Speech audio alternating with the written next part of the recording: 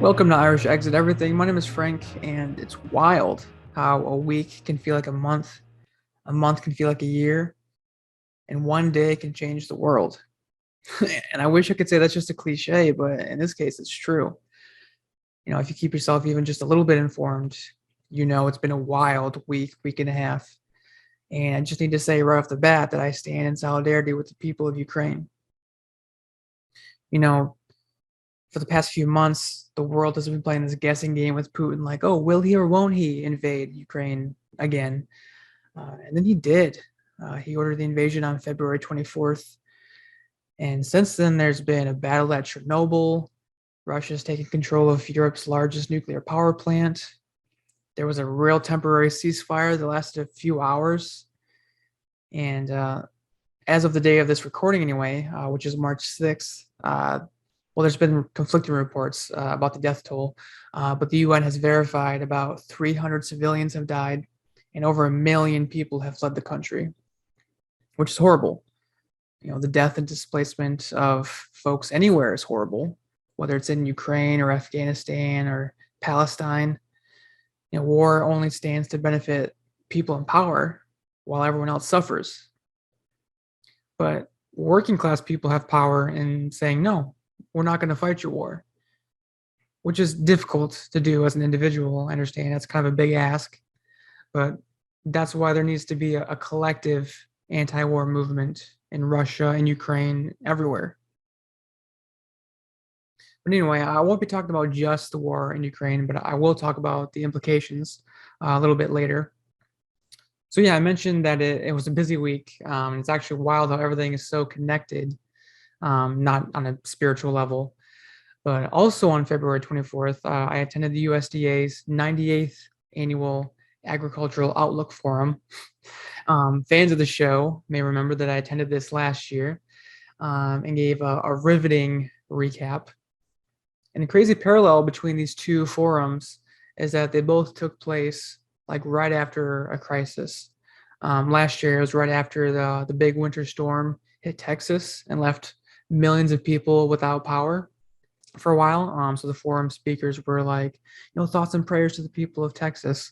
And in this forum, it was quite literally hours after the Russian invasion started. And while the speakers couldn't speak on that too much because it was like a brand new development, they made it clear that this was going to have implications on agriculture and world trade. More on that in a minute.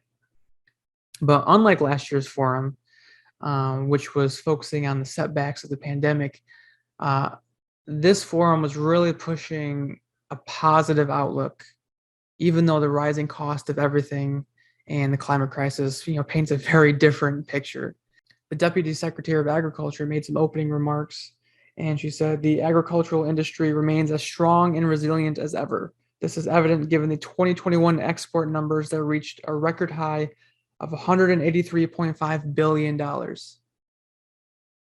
And on the surface, that seems good, right? But I just have so much issue with that framing because it's just so typical of our capitalist system to focus on the big numbers, right? The profits, and hide the human labor that made those numbers possible. Over 955,000 Americans have died from COVID since February 2020. We've had more COVID deaths than any other country by far. Over 440,000 deaths in 2021 alone. But hey, at least we made $183 billion in exports. Exports. This is stuff going to other countries, one of which is China, who we're supposed to hate or whatever. We actually export a lot of corn and soybeans to them. I try to find COVID numbers on specific industries because, as we know, lots of working people were deemed as essential and therefore put at risk. It's actually hard to find those numbers. It's almost like the government and our employers didn't want to track how many of us died because we had to go to work. Interesting. But I was able to find some numbers on farmers and farm workers. This is between March 2020 and March 2021, so not the entirety of 2021. But among agricultural producers, hired and unpaid agricultural workers, and migrant agricultural workers, there were over 720,000 cases of COVID and over 13,000 deaths, again, between March 2020 and March 2021. 13,000 deaths. And there's likely been a lot more since then. Let's be honest. Employers don't give a shit about their employees, especially if they're non-white and non-citizens of the US. But those workers that were deemed essential probably weren't essential enough to be given proper safety protocols, PPEs to protect themselves from infection, and they weren't able to choose for themselves whether they should go to work or not, because how are they going to pay the bills if they don't go to work?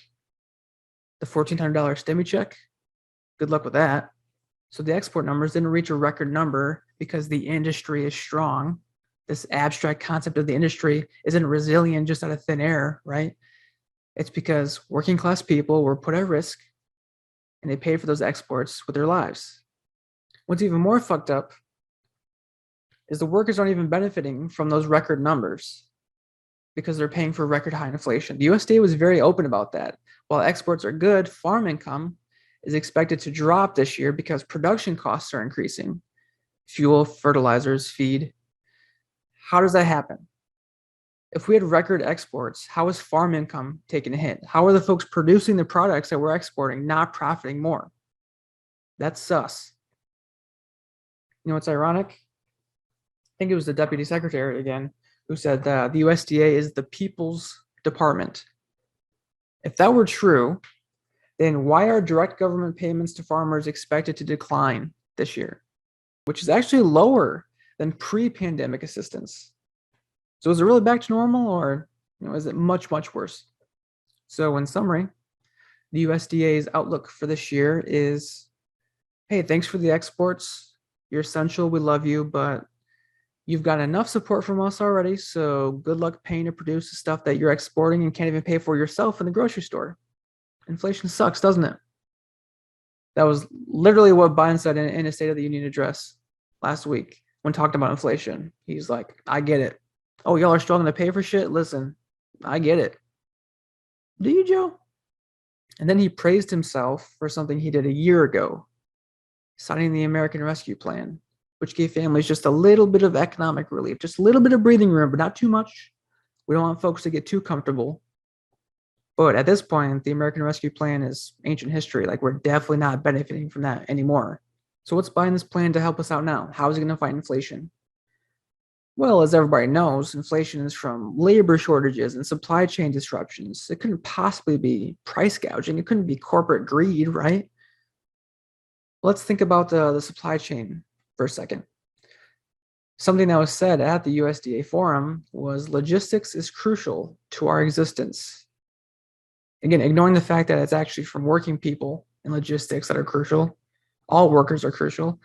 If disruptions in logistics in the supply chain is what's driving up inflation and making us all suffer, then why did shipping companies rake in $150 billion last year?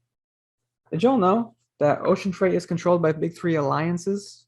It's a cute little loophole. They're not monopolies, they're alliances. But yeah, when everyone started buying more shit because we were stuck inside, the supply chain was overwhelmed, couldn't handle the high demand, didn't have enough supplies, so prices went up. And while it's true that we saw a lot of congestion at ports and stuff, these ocean freight alliances decided that because they had to pay more for fuel, because they were shipping a lot of stuff and waiting at the ports, that they needed to increase their shipping rates by a lot. I think a lot of people would be like, yeah, that makes sense. But does it though? They could just not increase their rates, take less of a profit. Crazy concept, I know. And you might be wondering, well, why would they do that? Because people need those products. Why should a family who needs bread for the week pay 5 times more just because a shipping company who just takes it from one place to the other wants to make a profit? Especially if that family's household income isn't going up. And this is literally happening. Like, let's bring it back to the Ukraine conflict for a moment. Ukraine and Russia export a quarter of the world's wheat supply. There's going to be a supply shortage there. And Russia is one of the largest exporters of oil and natural gas. Oil is obviously important for energy, currently anyway, and natural gas is important for fertilizers, if you didn't know. A major source of Putin's power comes from Europe's dependence on Russia's fossil fuels. So as long as Europe relies on importing energy from Russia, they can't really do much against Putin beyond symbolic sanctions, which really only hurt the working class. Like as we see the value of the ruble drop, it's even harder for regular civilians, not the oligarchs, to pay for groceries. So there's a push in the US to ban imports of Russian oil, which is based. Like this is a golden opportunity under horrible circumstances to focus on a switch to renewable energy sources. That would be the solution, right? Of course not. There's a bipartisan group of senators who want to use this opportunity to ramp up oil extraction here in the US, which would mean more drilling, more pipelines, and I just can't facepalm hard enough. Like, yeah, it sucks paying $4 or more for a gallon of gas, but did we forget about climate change?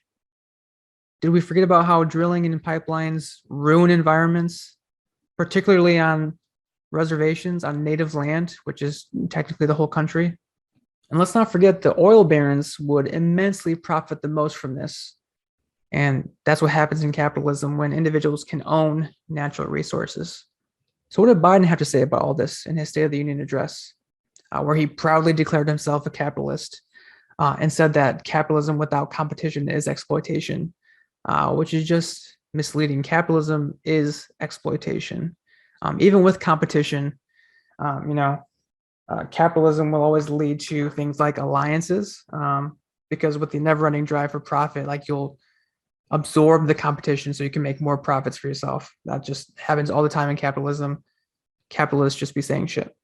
If you didn't tune into his address on March 1st, you really missed out because he was truly pulling on all the American patriotic heartstrings. So I just want to end this episode with some of my favorite platitudes that he served up that night. Freedom will always triumph over tyranny. Okay.